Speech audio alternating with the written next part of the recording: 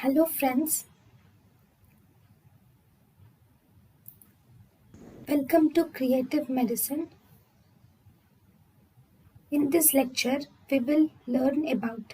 Hello friends, what do you see in fri- fight and flight response? So what are seen in fight and flight response? In fight and flight response, there will be increased heart rate and increased contractility.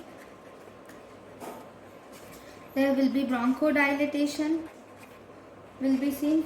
Vasoconstriction is seen in most vessels except skeletal muscles and the heart. Vasoconstriction is seen in most muscles except skeletal muscles and heart.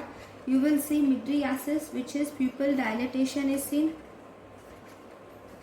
Then you will see inhibition of GI movement.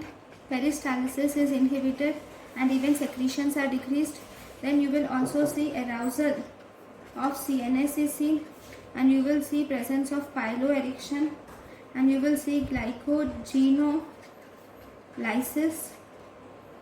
gluconeogenesis. You will see glycogenolysis, gluconeogenesis, and lipolysis.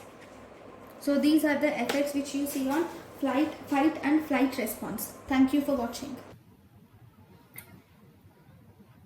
Thank you and thank you for watching.